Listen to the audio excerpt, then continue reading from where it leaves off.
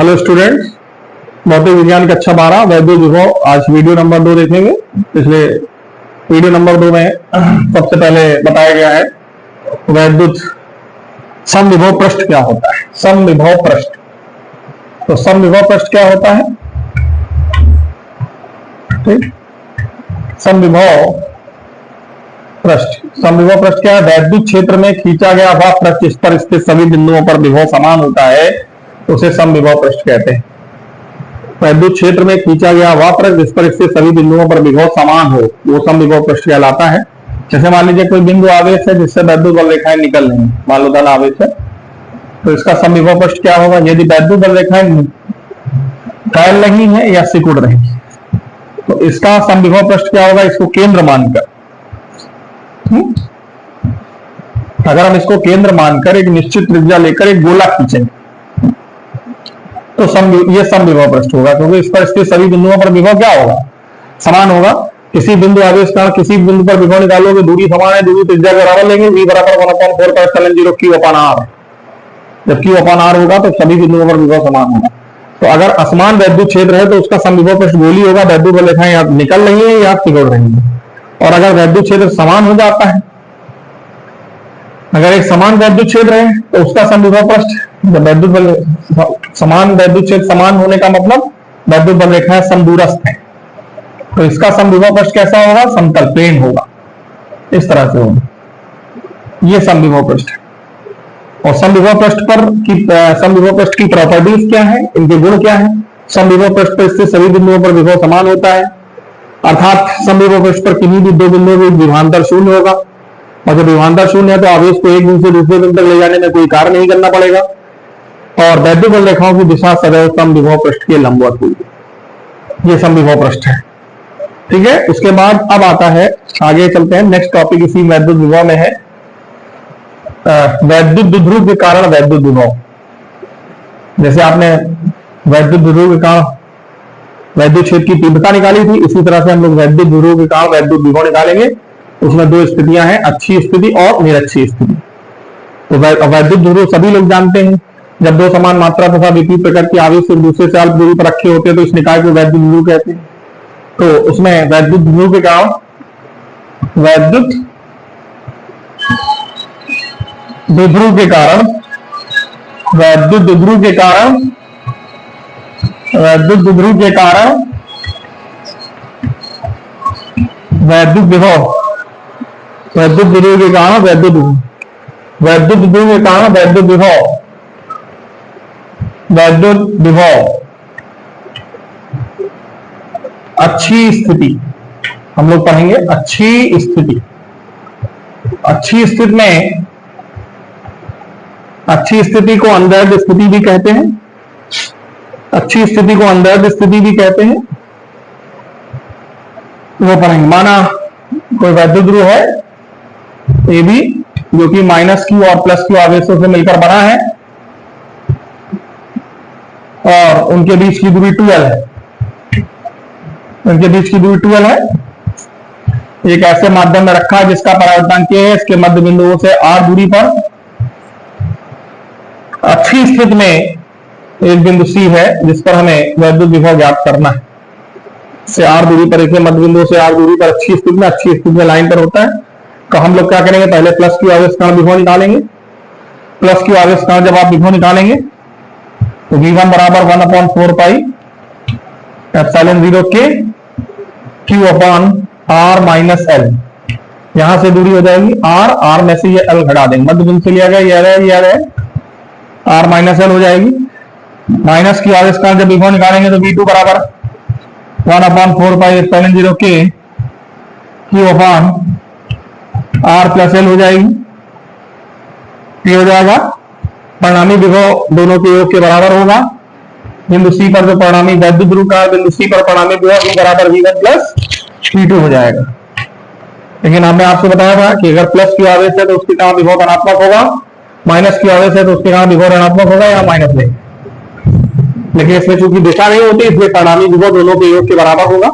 हम जोड़ेंगे लेकिन ये माइनस है तो ये घट जाएगा, तो v बराबर हो जाएगा 1/4 पाई एप्सिलॉन 0 के q अपन r माइनस l माइनस 1/4πε0 के Q upon R plus L। तो ये V बराबर 1/4πε0 के Q हो जाएगा 1/R minus L minus 1/R plus L हो जाएगा। एलसीएम ले लीजिए 1/4πε0 के Q R स्क्वायर, दोनों का multiply R square minus L square, तो यहां पर R प्लस L हो जाएगा और ये माइनस का R और प्लस L, R से R कट गया, Q इंटू 12, V बराबर 1/4πε0 के Q इंटू 12 हो जाएगा upon R square minus L square. यदि इस वैद्युत ध्रुव का वैद्युत ध्रुव आघूर्ण P हो तो P बराबर Q इंटू 12 होता है, तो V बराबर आ जाएगा 1/4πε0 के P upon R square minus L square. चूंकि R is very very greater than 12, we take L tending to 0, L को 0 ले लेंगे और जब L 0 लेंगे तो V बराबर आ जाएगा 1/4πε0 P अपॉन R स्क्वायर। ये फॉर्मूला बनेगा 1/4πε0 के, और निर्वात या वायु के लिए K का मान 1 होगा, तो V बराबर final formula 1/4πε0 P upon R square. अच्छी स्थिति में वैद्युत विभव का फॉर्मूला होता है 1/4πε0 P अपॉन R स्क्वायर। ठीक है, तो ये अच्छी स्थिति हो गई। अब इसके बाद आता है ये अच्छी स्थिति में वैद्युत विभव।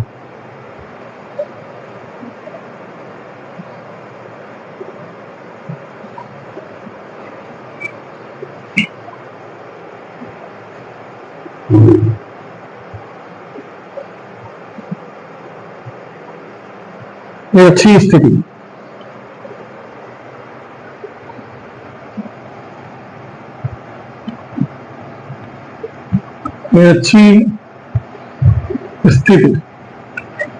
अच्छी स्थिति में मान लेते माना कोई वैद्युत विभव है जो कि माइनस Q और प्लस Q आवेशों से मिलकर बना है और उनके बीच की दूरी 12 है। इसके मध्य बिंदुओं से ये भी है, इसके मध्य बिंदुओं से R दूरी पर निरक्षीय स्थिति में एक बिंदु C है जिस पर हमें वैद्युत विभव ज्ञात करना है। तो सबसे पहले प्लस Q आवेश का निकालेंगे, उसके लिए आपको ये दूरी मिलानी पड़ेगी और ये हो जाएगी R, ये आधी दूरी L है, ये under root R square plus L square हो जाएगा। इसी तरह इसको मिलाइए, जब माइनस Q आवेश का निकालेंगे ये भी दूरी under root R square plus L square हो जाएगी। तो जब प्लस Q आवेश का निकालेंगे V1 बराबर 1/4πε0 के Q upon under root R square plus L square हो जाएगी और माइनस Q आवेश का V2 बराबर हो जाएगी 1/4πε0 के माइनस का Q upon R square plus L square हो जाएगी। परिणामी विभव V बराबर V1 प्लस V2 होता है, V बराबर 0 हो जाएगा। प्लस माइनस जब दोनों को जोड़ेंगे, दोनों विभव समान है, तो निरक्षीय स्थिति में जो विभव का मान होता है वो शून्य होता है। वैद्युत ध्रुव का निरक्षीय स्थिति में विभव शून्य होता है। ठीक है, ये हो गया। वैद्युत ध्रुव से संबंधित दो फॉर्मूले और है इसमें। किसी वैद्युत ध्रुव को वैद्युत क्षेत्र में घुमाने में किया गया कार्य, वैद्युत ध्रुव को वैद्युत क्षेत्र में घुमाने में किया गया कार्य, वैद्युत ध्रुव को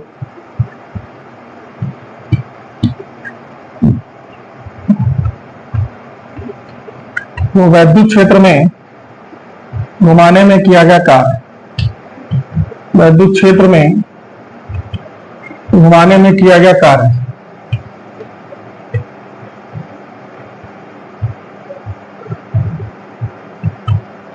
वो क्या होगा। यदि किसी, आप जानते हैं जब किसी वैद्युत ध्रुव को वैद्युत क्षेत्र में रखा जाता है तो उस पर एक बल लगता है टाउ बराबर P sin थीटा। लगता है P क्या है, वैद्युत ध्रुव आघूर्ण है, ये वैद्युत क्षेत्र है। अब इस वैद्युत ध्रुव को अगर वैद्युत क्षेत्र में अल्प कोण d थीटा घुमाया जाए तो अल्प कार्य क्या होगा, dw बराबर होता है टाउ इंटू d थीटा।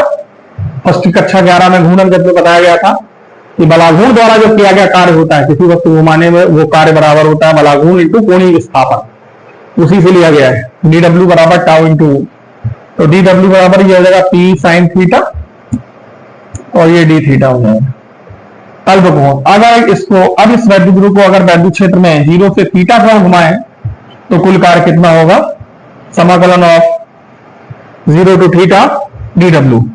तो डब्ल्यू बराबर इंटीग्रेशन ऑफ 0 to थीटा, ये हो जाएगा पी साइन थीटा और डी थीटा। पी बाहर आ जाएगा और साइन थीटा का समाकलन कर दीजिए। साइन थीटा पी कांस्टेंट है, साइन थीटा का समाकलन माइनस कॉस थीटा और 0 to थीटा।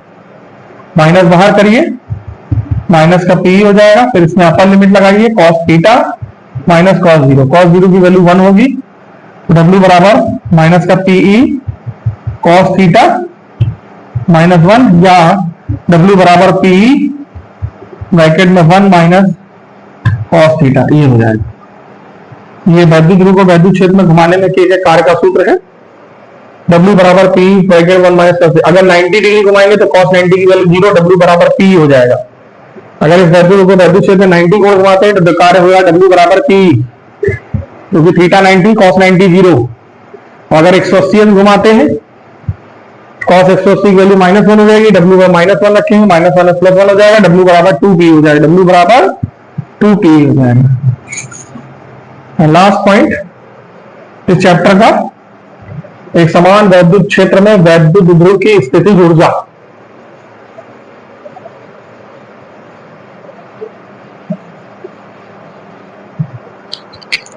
एक समान वैद्युत क्षेत्र में, एक समान वैद्युत क्षेत्र में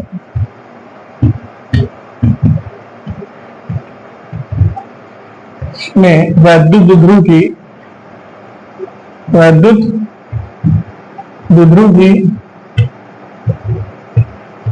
स्थितिज ऊर्जा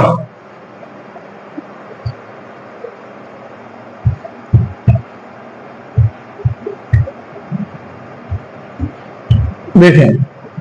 तो मान लेते हैं, माना एक समान वैद्युत क्षेत्र ई है जिसमें किसी वैद्युत ध्रुव को वैद्युत क्षेत्र लगाया जाता है।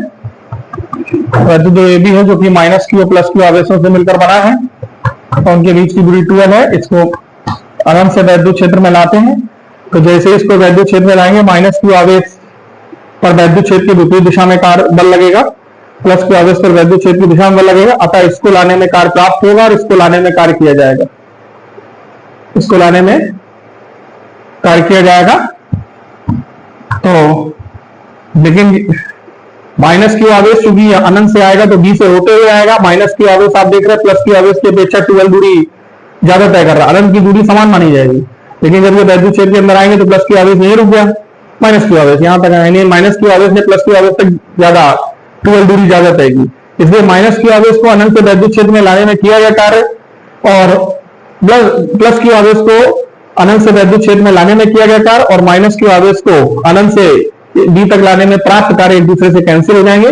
केवल माइनस क्यू आवेश में यहां से यहां तक लाने में जो एक्स्ट्रा कार्य हुआ वही आपको निकालना है।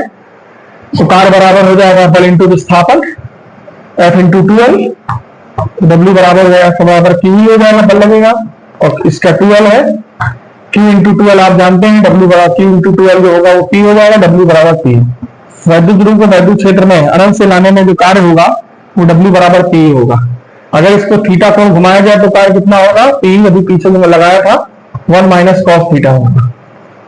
अगर और कुल कार्य अगर आप निकालते हैं तो W बराबर W प्लस W डैश हो जाता है। तो W बराबर ये हो जाएगा P और ये हो जाएगा P ब्रैकेट में 1 माइनस कॉस थीटा। अंदर गुणा करेंगे तो W बराबर P हो जाएगा और यहां पर W बराबर P कार्य, यहां चूंकि माइनस क्यू आवेश को लाने में कार्य प्राप्त होता है इसलिए यहां पर माइनस लगता है, ये माइनस लगेगा तो W बराबर माइनस पी होगा। ये माइनस पी होगा, ये माइनस होगा और ये प्लस का P और minus P cos theta. Okay, cut जाएगा। W बराबर कितना आ जाएगा, W बराबर हो जाएगा माइनस का P कॉस थीटा। ये है वैद्युत ध्रुव को वैद्युत क्षेत्र में लाने और थीटा कोण घुमाने में किया गया कार्य। यही निकाय की स्थितिज ऊर्जा होगी माइनस का P कॉस थीटा। ठीक है, तो ये एक समान वैद्युत क्षेत्र में वैद्युत ध्रुव की स्थितिज ऊर्जा होगी। इस तरह से हम लोग इसको निकाल सकते हैं। तो अलग अलग टॉपिक्स स्टार्टिंग से जो टॉपिक दिए गए हैं दोनों वीडियो में पूरे टॉपिक क्लियर किए गए हैं। ठीक है, इस तरह से आप इस वीडियो को देख के पूरा चैप्टर कवर कर सकते हैं। ओके।